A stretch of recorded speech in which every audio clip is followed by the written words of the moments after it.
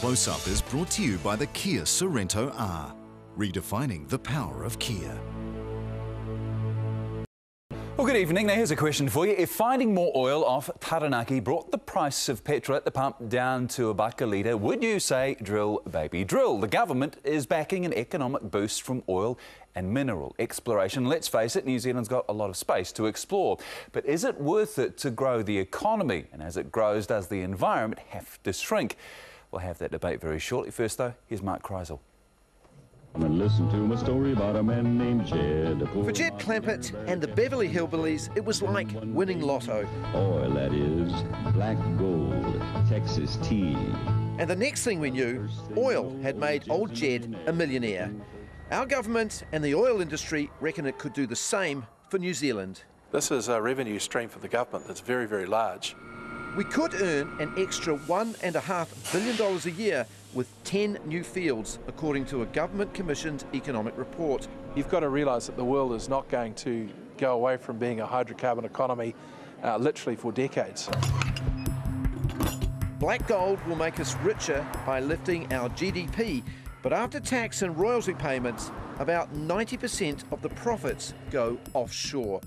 And while oil and gas wells already pockmark a map of New Zealand, just look at the exploration permits and they could cover even more of the country and surrounding waters. The risks are high and they are real. The rewards won't even belong to us.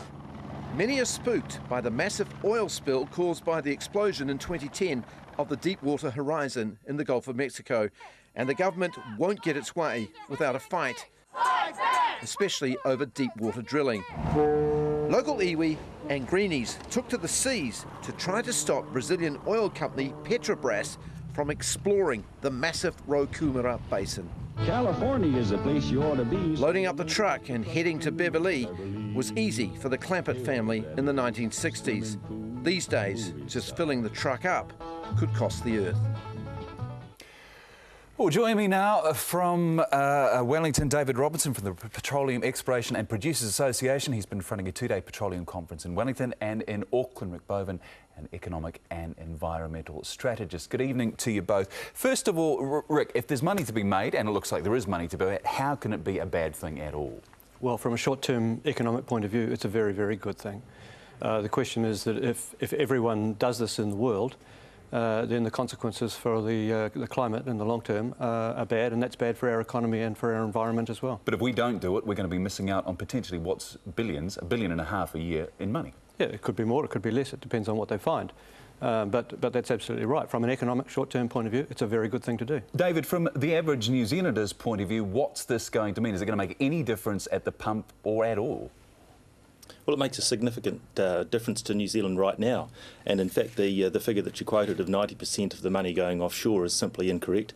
42% of that money comes to New Zealand, and that equates to $400 million in royalties and excess of $300 million in tax. So that's in excess of $700 million going right into the pockets of Kiwis today.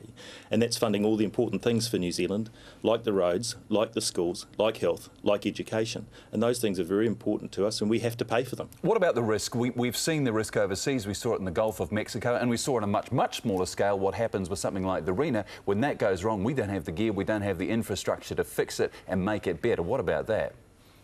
You've got to remember that New Zealand has a vibrant oil and gas industry right now.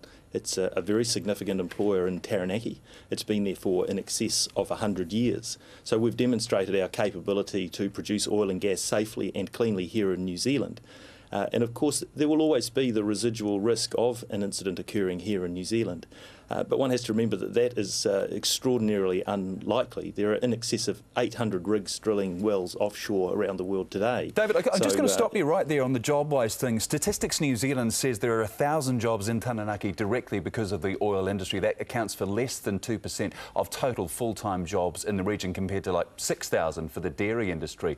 It's not that significant, particularly when you take into account a lot of those jobs are overseas people, overseas specialists who came here to get it. Well, there's, those statistics, I'm not sure where they've come from, but Venture Taranaki Statistics New Zealand, that's where they came from, and there are very similar figures from Burl, so I'm assuming they are right. 5,500 jobs directly employed in Taranaki, and another 2,500 jobs outside of Taranaki. Those jobs are real jobs for real Kiwis. Some of them will be directly in the industry working on those rigs, and that could be where the 1,000 employees comes from. But when you look at the sheer number of people that are supporting that industry in Taranaki, that's when it starts to get really significant. And those are real jobs for real families in a regional part of New Zealand, which is absolutely thriving. Unemployment rates in Taranaki are 4.5%. If we compare that to Poverty Bay, the unemployment rate's closer to 8.5%. It is a very, very important part of the Taranaki economy, and that could be lifted and shifted to another part of New Zealand as well. Rick, we're hearing time and time again when we're compared to Australia, we're lagging further and further behind. It's because of minerals, it's because of mines. If we've got this here, surely that's a no-brainer to do to try and redress that gap, isn't it? Well, first of all, the difference between Australia and New Zealand's performance shows up across a whole range of industries. It's not just due to but that's one, and it's a big one. It's one of them. It's a component. It's not a huge component. It's not the reason why we underperform. We underperform because we're not as productive in all of our industries, and we have opportunities in many industries. We have opportunities to add value to food. We have opportunities in innovation and technology. So we don't have to do this. It's a choice that we can make. There are many countries around the world that are thriving economically that don't have oil and gas reserves. So are you just writing this off right from the get-go? It's not something we need to do, or is it something that we do need to look at? Because these explorations show there's up to 17 sites. So far, we're drilling at one. No, I actually think this is a very difficult decision, but I think it's going to be made on the basis of short-term economic outcomes. And I think that it should be made with a full understanding of what the long-term implications are, including the long-term economic risks from, for example, a binding global climate agreement that might restrict output. Now, a lot of that risk is going to be carried by the offshore capital investors who are going to invest in this, but New Zealand's economy will follow the path that is led by the resources that are available to it. If we have cheap oil, for example, which is being touted here, then we'll have an oil-based economy. If the world decides to change direction and actually protect itself against climate risk, then we become exposed as a result of that. David, what do you say to that? A lot of people saying oil, petrol, that type of thing, it's yesterday's fuel. We need to look sustainable. We need to look ahead. Are we going to be sinking literally millions of dollars in investment and time and people into something that 10, 15, 20 years down the track is going to be obsolete anyway? Yes, well, look, I'm as keen on the clean, green technologies as anyone. I'm very much an environmentalist myself. The reality of the world energy supply at the moment, though, is that renewables struggle to get to 30% of the world's renewable energy. And the reality simply is that oil and gas is really what is fueling the world today. And it will be quite a number of years, many decades in fact, before it is replaced by some of the newer technology, which will be wonderful when it happens. But for the time being, the world is very heavily reliant on oil and gas. And today, New Zealand needs an economy that performs, and we need regional jobs for Kiwis. And oil and gas could provide that. And it could also provide the money that we need as a nation to invest in some of the science and technology, which New Zealanders are so good at. But at the moment, all we see is cuts to science and technology and to education and to all those important areas to us. And right now, the New Zealand economy absolutely needs a boost. We're seeing agriculture perform to its highest level that it possibly can. There's only so many more cows we can milk. The reality is, if we can produce oil and gas from one of these other basins, it is real jobs for real Kiwis. All right, David, real jobs for we those will leave families. it there. David Robinson from Wellington and Rick Boven from Auckland. Thank you both. Thank you very much. So, do you think the price at the pump is worth the price of drilling? What are your views? Go to our website or email us. You know the addresses, closeup@tvnz.co.nz, and we're on Facebook as well, facebook.com/closeup.